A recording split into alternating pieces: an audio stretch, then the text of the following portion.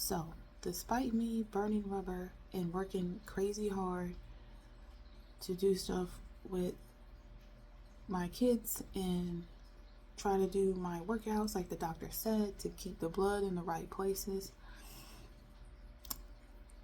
the pain, the pain.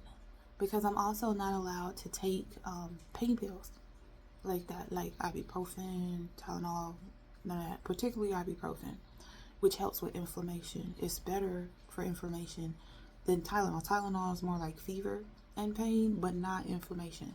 So bear that in mind. So I'm not allowed to take it. It may have interactions with the other medications I'm on. Which one I don't know because it's like 10 of them. It's in multiple, and it's like 10 of them. So, and plus I have some offset issues it does to my body, like not the ibuprofen, but the illness itself. So, as a side note, even without the medicine, the doctors have been like, don't really use ibuprofen,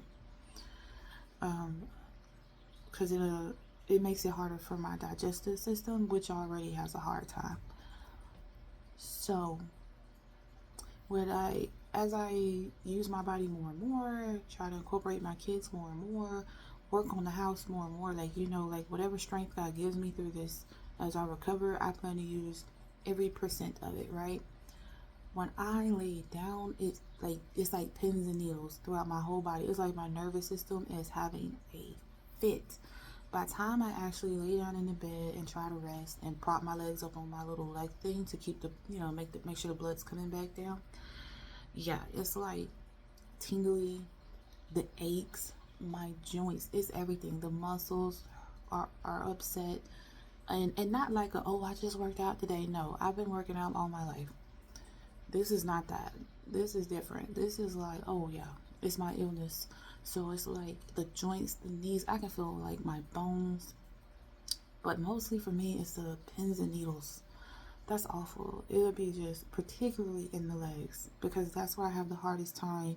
That's where the blood all wants to go. So trying to keep it out of there and it be hot is like, it sucks. It sucks. It just sucks. But yeah, like, yeah. So, and then like I said, can't really take the pain pills. And honestly, I'm not really sure it would do a whole lot of service because it's more like a nervous system issue that I have. So there's no way to, like, I don't, I'm not sure they really correlate.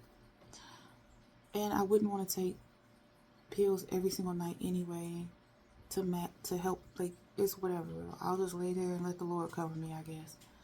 But anywho, so yeah, as I get better, work on it, work on my recovery, getting stronger, just going through the progress, whatever.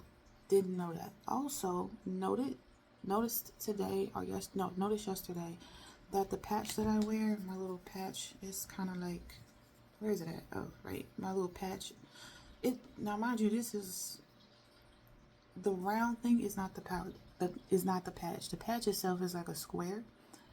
That's just the adhesive thing that you can put over it, to make sure it's staying. If you notice, like it's kind of trying to fall off or something.